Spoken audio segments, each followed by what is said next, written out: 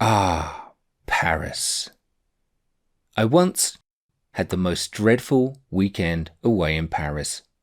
It really was the most terrible cluster of mishaps I could imagine, and it felt like it had been scripted by Ricky Gervais. It started with me and my girlfriend at the time, deciding to go on a romantic trip to Paris, the city of love.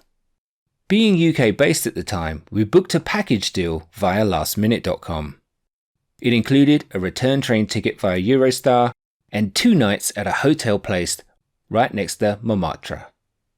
From the website, it looked boutique and perfectly placed for enjoying the wonders of Paris.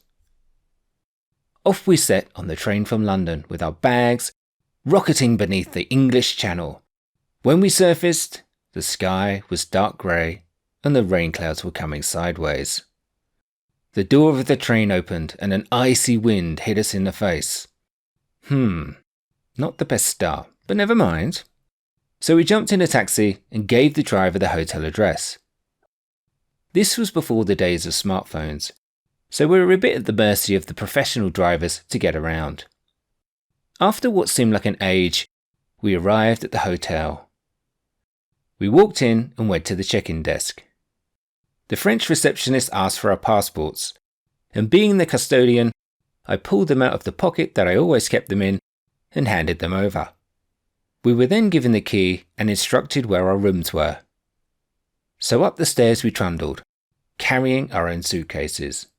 When we opened the door to our room, it was like walking into a museum of derelict furniture. Everything looked dirty and tired. The bed sagged so much in the middle it could have passed for a hammock. The bathroom was disgusting and the shower head had broken off. "I'm not having this," I said to my girlfriend in my finest English accent, and off to reception I went. I explained the situation to the receptionist, who had taken our passports, only for her to look at me blankly as if I had requested a ticket to Mars. Reluctantly she grabbed another key and thrust it in my hand. So off we went again and trundled up even more steps to our room, still carrying our cases. The new room was exactly the same, but worse. The bed was more sunken than a pirate chest, and this time the bathroom had blood splattered on the wall. So we trundled back down to reception again. This time the receptionist rolled her eyes and tutted as if I was being a complete dandy. Again, she chucked another key at me and off we went. This room was pretty similar to the first, but by now we realised that this was the standard of the place and we would have to make do. The rest of the weekend followed suit. Every meal we had was awful. We must have managed to find the lowest rated restaurants in Paris by random bad luck. It rained non-stop and it was freezing. Pretty much everything we planned had a twist in the tail, but that was nothing compared to what happened when we tried to end this godforsaken trip. On the last day, we couldn't wait to go home. As I checked out of the hotel, I informed them that I would be making a complaint to lastminute.com and walked out feeling really righteous and vindicated. We jumped in a taxi and headed back to the station. We got there in less than 10 minutes and it cost less than half of the taxi ride to the hotel, at which point I realised the driver who took us there had completely ripped us off and taken us on an undisclosed tour of the back streets of Paris. We arrived in good time, so I suggested to my girlfriend that we check in and then have a last drink in Paris. So off we went to the international check-in desk. I put my hand inside my normal passport pocket and nothing was there. What? I checked again. Nothing. I checked all my pockets, then my bag, then my case. My girlfriend asked me what was wrong as I frantically frisked myself. I explained the passports were missing. Then it dawned on me. I had left them at the hotel. I checked my watch and I had just enough time to get there and back if I got an honest taxi driver. So I left my girlfriend with the luggage and I raced off into the street and jumped into a taxi. I got to the hotel quick sharp and raced in, sweating and puffing. "I left our passports here. Can I have them back, please?" The receptionist from hell gave me the death stare from hell. "No," she said in a French accent, as she looked at me intensely. What? I responded with a somewhat agitated tone. We don't have your passports, she retorted. You do, I demanded. Don't play games with me just because I said I was going to make a complaint. She gave me another death stare and again replied, We don't have your passports. I was absolutely livid. But the more I insisted she give them to me, the more she insisted she didn't have them. I thought to myself, think, Duncan, think. I decided the best course of action was to get back to the international terminal and report our passports as stolen in the hope they could give us temporary ones.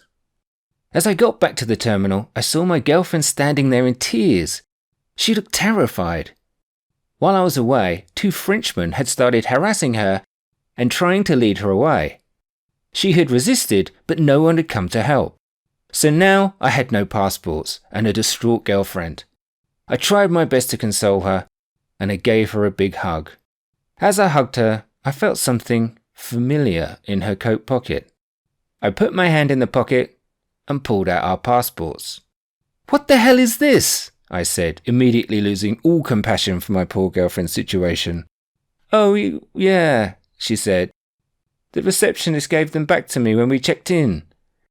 In that moment, I experienced every emotion ever identified by humanity.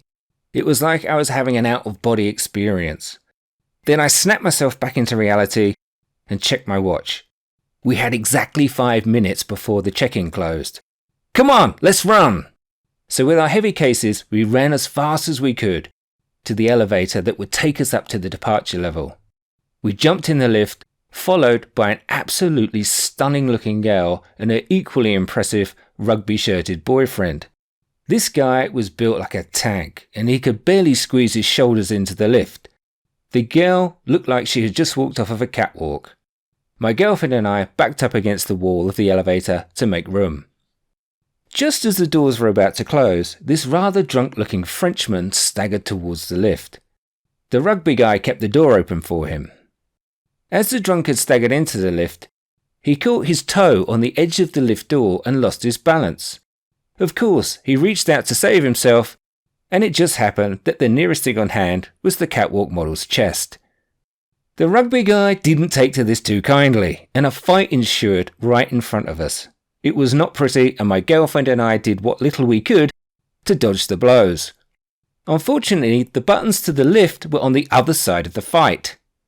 After a minute of wrestling and screaming, the fight broke up, and the Frenchman left rather worse for wear. I checked my watch, 1 minute left. As we reached the check-in desk, the clock ticked over, and they shut the gates. No amount of pleading or begging could open the gates, and we watched as the train slowly pulled away from the station. Just to top it off, we found out the tickets were not flexible, so we needed to book 2 new tickets at full price, which cost more than the original weekend away in the first place. And that was the tale of my trip to Paris, the city of pain.